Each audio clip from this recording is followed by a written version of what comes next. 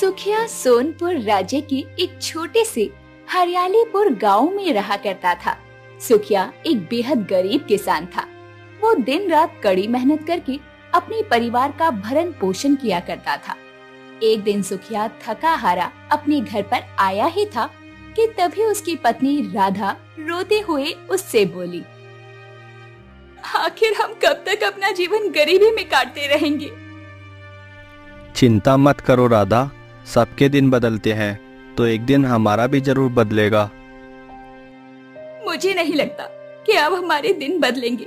हमारे जितने भी खेत थे वो सब जमींदार ने हड़प लिए और हमारे 2 पुत्र समय से पहले ही इस संसार को छोड़कर चले गए। मैं तुम्हारा दुख समझता हूँ राधा। ये मत भूलो कि जिस दुख से तुम जूझ रही हो उस दुख को मैंने भी अपने मन के अंदर छुपा रखा है और मैं तो किसी के सामने रो भी नहीं सकता, क्योंकि मैं एक पुरुष हूँ और पुरुष के आंसू उसकी कमजोरी का कारण बनते हैं और मैं नहीं चाहता कि मैं दूसरों के सामने कमजोर दिखूं। आप खुद ही बताइए, हमारी पुत्री मोहिनी अब विवाह के योग्य हो गई है, उसका विवाह कैसे होगा? चिंता मत करो राधा, मैं दिन रात अपनी बिटिया मोहिनी के बारे में ही सोचता रहता हूँ। सोचने से कुछ नहीं होगा। मैं तो बस इतना जानती हूँ कि हमारे पास कभी कभी इतना धन भी नहीं होता कि हम पेट भरकर खाना खा सके। फिर हम अपनी बिटिया के विवाह को कैसे करेंगे? मैं आज ही जमींदार से इस बारे में बात करूंगा।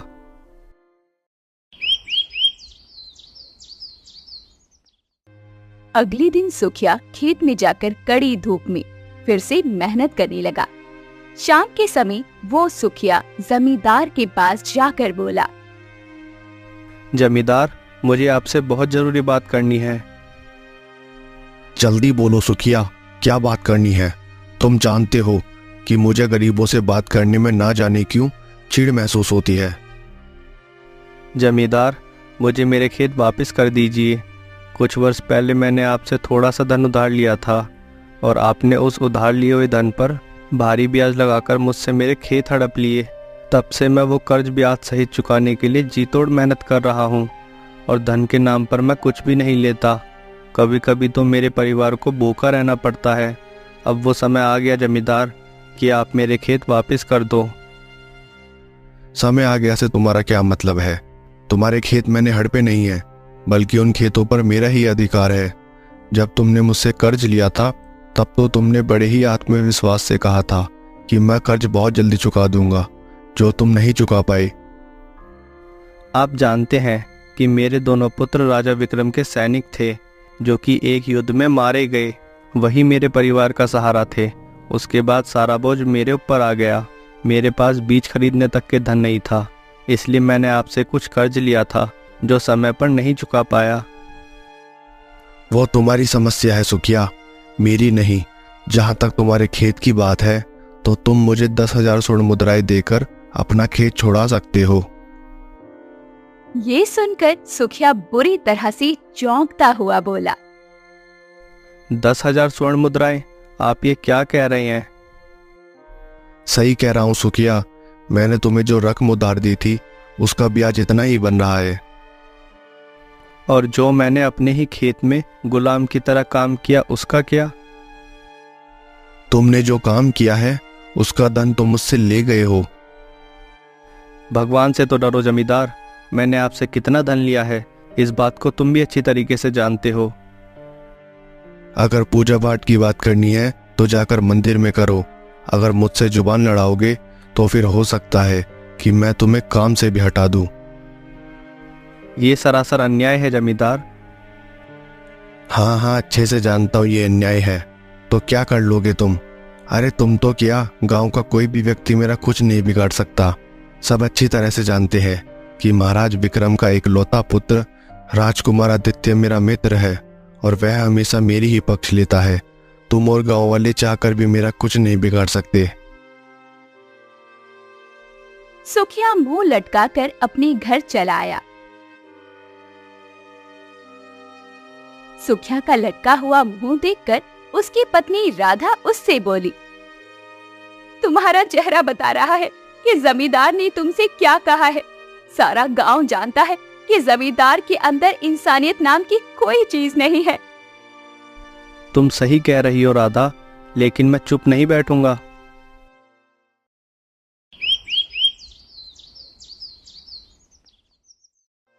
अगले ही दिन सुखिया गांव के मुखिया के पास चला गया और उसे सारी घटना बताते हुए बोला,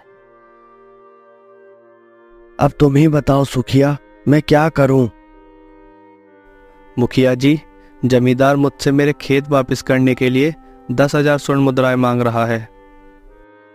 देखो सुखिया, तुम जानते हो कि सारा गांव जमींदार के अत्याचार से पीड़ित है, क्योंकि महाराज विक्रम का पुत्र राजकुमार आदित्य उसका दोस्त है।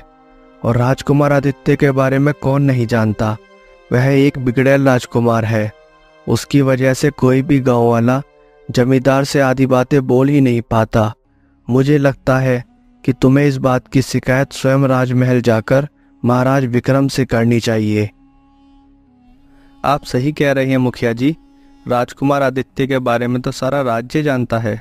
हालांकि महाराज के 2 पुत्र जो कि शिकार खेलने के दरमियान अचानक से लापता हो गए थे, उन पुत्रों का स्वभाव राजकुमार आदित्य से बहुत अलग था। ये बात तो सही बोली सुखिया। राजकुमार आदित्य के दोनों बड़े भाई स्वभाव के बहुत ही अच्छे और दयालु थे। जब तक दोनों भाई मौजूद थे, तब तक राजकुमार आदित्य की हिम्मत नहीं थी कि प्रजा पर अत्याचार करे। मुझे तो कभी कभी लगता है कि राजकुमार आदित्य ने ही अपने दोनों भाइयों को मार दिया है। पता नहीं मुखिया जी, ये बात सच है या सिर्फ अफवाह। इसका सही जवाब तो केवल राजकुमार आदित्य ही दे सकते हैं। खैर, अब मैं चलता हूँ। मुझे राजमहल जाकर महाराज से जमींदार और राजकुमार आदित्य की शिकायत करनी है।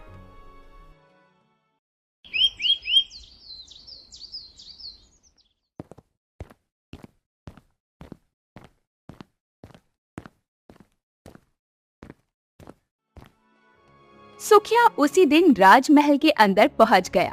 राजा विक्रम अपने सिंहासन पर बैठा हुआ था।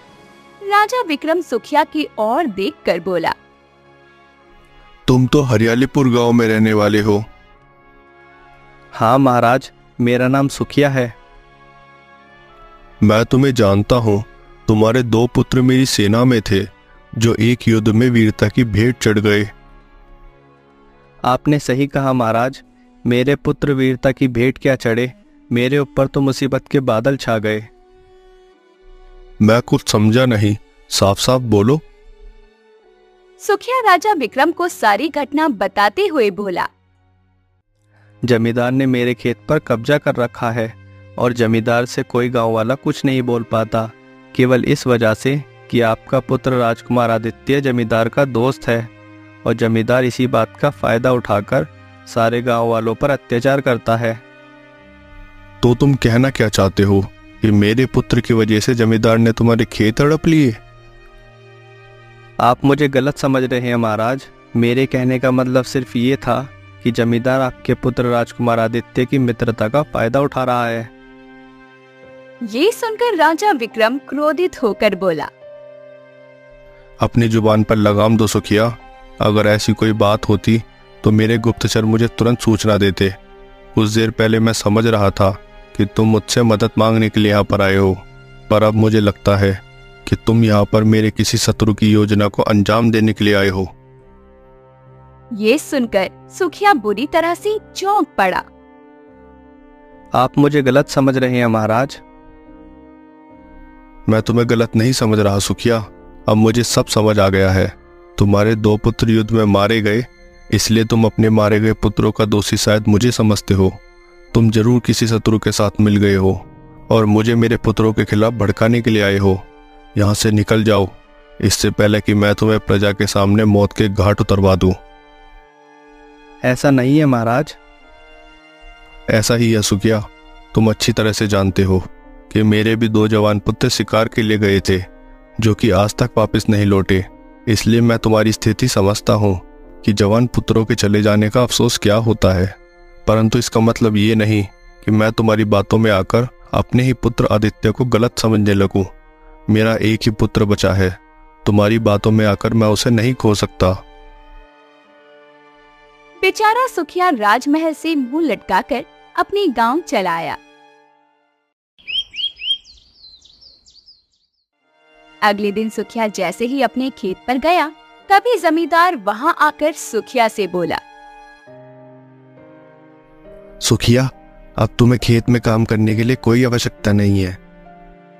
ये सुनकर सुखिया बुरी तरह से घबरा गया। ये आप क्या कह रहे हैं जमींदार? अगर आप मुझे काम से निकाल दोगे तो मैं तो भूखा मर जाऊंगा। तुम्हारी इतनी हिम्मत हो गई सुखिया कि तुम मेरी शिकायत करने राजमहल तक पहुंच गए। किसी गांव वाले की आज तक इतनी हिम्मत नहीं हुई। अब इससे पहले मैं तुम्हें यहां से धक्के देकर निकाल दूं, सीधे तरीके से यहां से चले जाओ। सुखिया आंखों में आंसू लिए हुए वहां से चला गया और एक तालाब के किनारे बैठकर रोते हुए अपने आप से बोला, अब मैं क्या करूं? जमींदार ने मेरे खेत हड़प लिए और महाराज ने भी मेरी बात पर विश्वास नहीं किया। सुखिया काफी देर तक तालाब के पास बैठकर रोता रहा। रो रो कर सुखिया का गला सूख गया था। सुखिया पानी पीने के लिए जैसे ही तालाब की ओर बढ़ा, अचानक उसकी नजर तालाब के नजदीक पड़े हुए 2 हिरणों पर पड़ी। सुखिया हिरणों को देखकर चौंकता हुआ अपने आप से बोला, अरे, यहाँ पर तो 2 हिरन घायल पड़े हुए हैं। ऐसा लगता है कि जैसे यह दोनों हिरन किसी के तीर से घायल हुए हैं। मगर आश्चर्य की बात यह है कि एक हिरन का रंग सफेद तो दूसरे हिरन का रंग नारंगी है। इस तरह के हिरन तो मैंने अपने जीवन में कभी नहीं देखे। जो भी हो, मुझे इनकी मदद करनी होगी। इतना बोलकर सुखिया उन दोनों हिरणों के घाव पर तालाब के पास पड़ी हुई मिट्टी को लगाने लगा। ऐसा करते ही अचानक वो दोनों हिरण होश में आ गए और तुरंत उठकर खड़े हो गए और सुखिया को ऐसे देखने लगे मानो कि वो हिरण नहीं बल्कि कोई इंसान हो। अपनी और उन हिरणों को ऐसे देखता हुआ देखकर सुखिया आश्चर्य से दोबारा अपने आप से बोला, अजीब बात है, ये हिरन तो मुझे ऐसे देख रहे हैं जैसे ये मुझे जानते हो। तभी सफेद हिरण इंसानी आवाज में सुखिया से बोला, तुमने हमारी सहायता की है, इसलिए हम भी तुम्हारी सहायता अवश्य करेंगे। सुखिया बुरी तरह से डर गया कि तभी नारंगी हिरण सुखिया से बोला, हमें देखकर डरने की आवश्यकता नहीं है। हम दोनों भाई भाई हैं। हम इस जंगल में सैर के लिए निकले थे कि तभी इस राज्य के राजकुमार की नज़र हम दोनों पर पड़ गई और उसने हम दोनों पर तीर चला दिया। हम दोनों घायल हो गए और भागते भागते यहाँ तक आ पहुँचे। अगर तुम हमें होश में ना लाते तो शायद हम दोनों जीवित ना बचते। अगर राजकुमार आदित्य की नज़र तुम पर पड़ गई है तो वह तुम्हें अभी भी तलाश कर रहा होगा। सुना है कि वह अपने शिकार को कभी नहीं भूलता। तो तुम मेरे साथ घर पर चलो।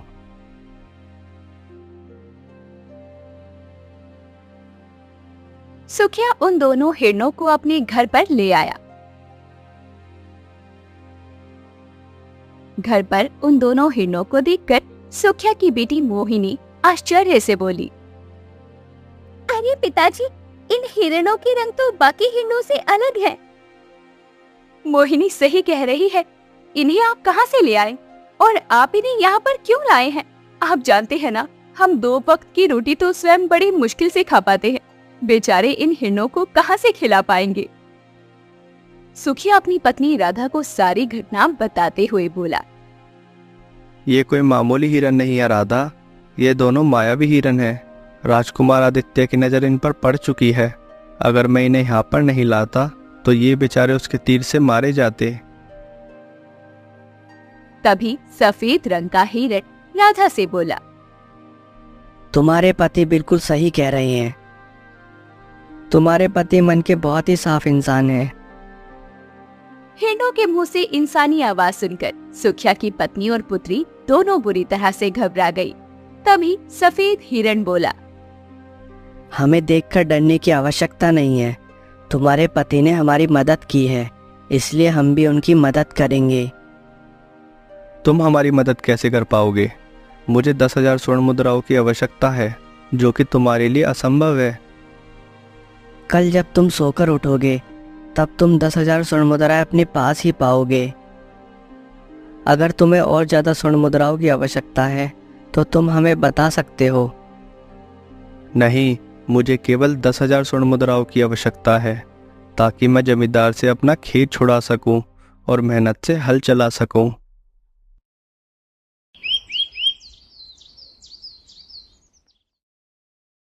अगली सुबह सुखिया का परिवार जब सोकर उठा तो अपने सामने सोने की स्वर्ण मुद्राएं देखकर बुरी तरह से चौंक उठा कि तभी सफेद हिरण सुखिया की ओर देखकर बोला, ऐसे मत देखो, तुमने हम दोनों की जान बचाई है और हमारी जान के बदले यह भेंट तुम्हारे लिए बहुत कम है। जाओ और जाकर अपना खेत जमींदार से छुड़ा लो। सुखिया उसी समय स्वर्ण मुद्राएं लेकर जमींदार के पास चला गया और जमींदार को देते हुए बोला, ये लो जमींदार, और मेरे खेत से चले जाओ। मैंने तुम्हारा कर्ज ब्याज सहित चुका दिया है। अरे, तुम इतना सारा धन कहाँ से लाए हो? तुम्हें इस बात से कोई मतलब नहीं होना चाहिए जमींदार। तुम्हें बस अपने धन से मतलब होना चाहिए जो कि मैं तुम्हें दे चुका हूँ। जमींदार स्वर्ण मुद्राएं लेकर आश्चर्य से वहां से चला गया। समय ऐसे ही बीतता रहा।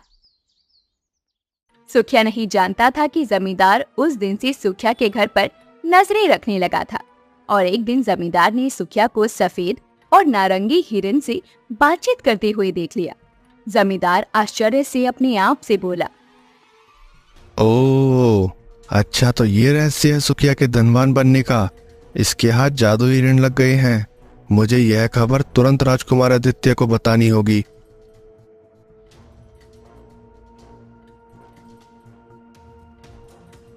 जमींदार उसी समय राजमहल चला गया।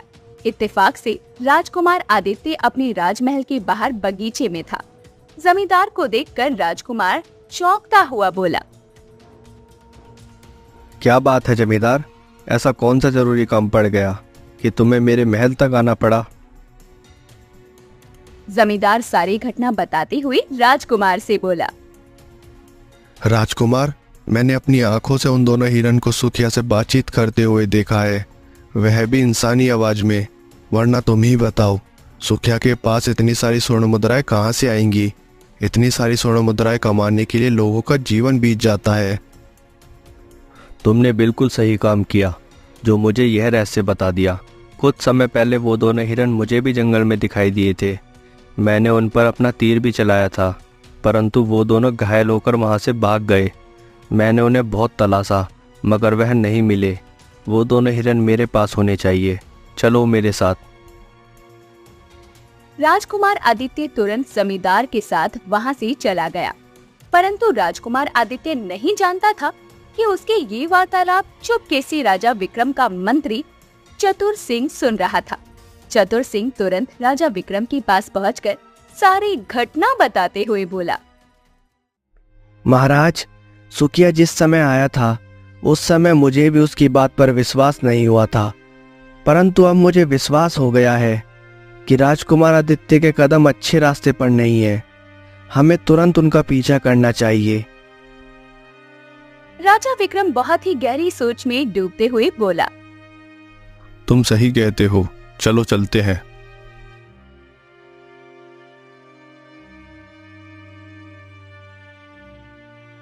सुखिया अपने घर पर आराम से बैठा था। तभी उसके घर के अंदर राजकुमार आदित्य और जमींदार घुस आए। सुखिया उन दोनों को देखकर चौंक पड़ा। राजकुमार आदित्य सुखिया की ओर देखकर बोला, दोनों जादू हिरण कहाँ हैं? सीधी तरह से उन दोनों को मेरे हवाले कर दो, वरना तुम्हारे लिए अंजाम अच्छा नहीं होगा। राजकुमार आदित्य की बात सुनकर सुखिया बुरी तरह से चौंकते हुए बोला, राजकुमार, मुझे लगता है आपको कोई गलत फहमी हुई है। मैंने किसी भी जादू हिरण को नहीं देखा। तुम क्या मुझे मूर्ख समझते हो? जमींदार ने अपनी आंखों से देखा है कि वो दोनों हिरन तुमसे इंसानों की तरह बात कर रहे थे। सच कहो, वरना अंजाम भुगतने के लिए तैयार रहना।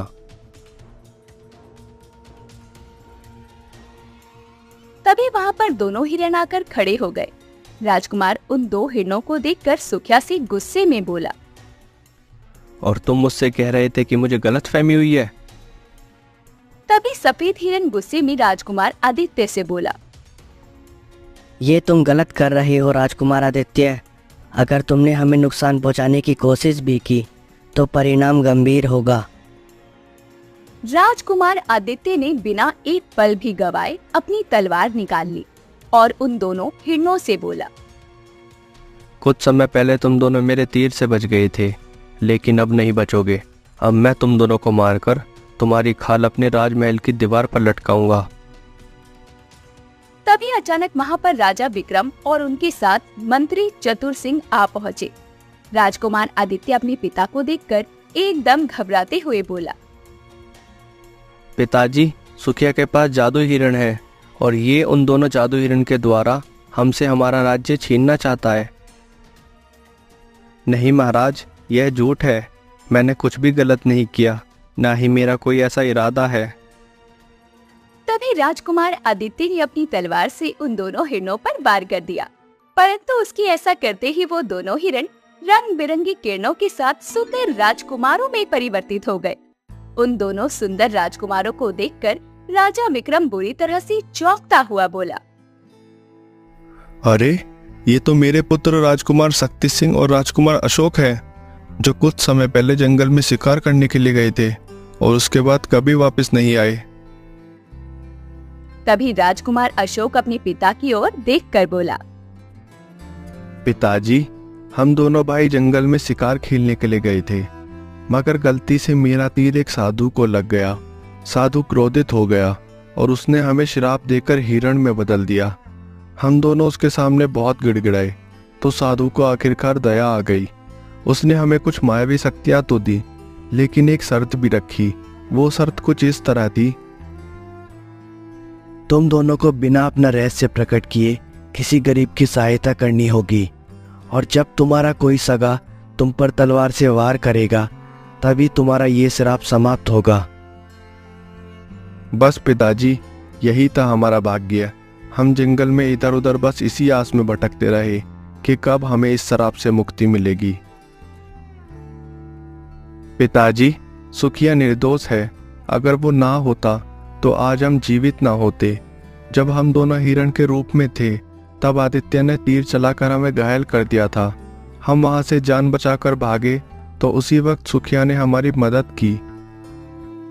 सुखिया ने? वो कैसे?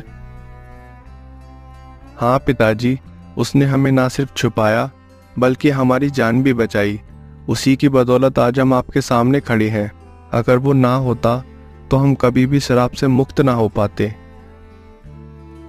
फिर सभी लोग राजमहल के लिए निकल जाते हैं। राजमहल पहुंचकर राजकुमार अशोक अपने पिता से बोलता है, पिताजी, इस बीच जमींदार और राजकुमार आदित्य ने गांव वालों पर खूब अत्याचार करना शुरू कर दिया। जमींदार ने आदित्य की शक्तियों का फायदा उठाकर पूरे गांव पर जुर्म किए थे। अब हमें उनके खिलाफ कुछ न कुछ करना ही होगा। आदित्य, मैं तुम्हें हमेशा एक जिम्मेदार राजकुमार समझता था, लेकिन तुमने अपना असली चेहरा दिखाई दिया। तुमने मेरे और पूरे राज्य के विश्वास को तोड़ा है। पिताजी, मैं सिर्फ राज्य की सुरक्षा के लिए चिंतित था। मुझे लगा कि ये जादू हिरण हमारे राज्य के लिए खतरा है। मैंने जो भी किया वो सिर्फ राज्य के हित के लिए किया। राज्य की सुरक्षा के नाम पर निर्दोषों पर अत्याचार करना कभी सही नहीं होता। तुमने सत्ता का गलत इस्तेमाल किया है आदित्य। पिताजी, मुझसे गलती हो गई।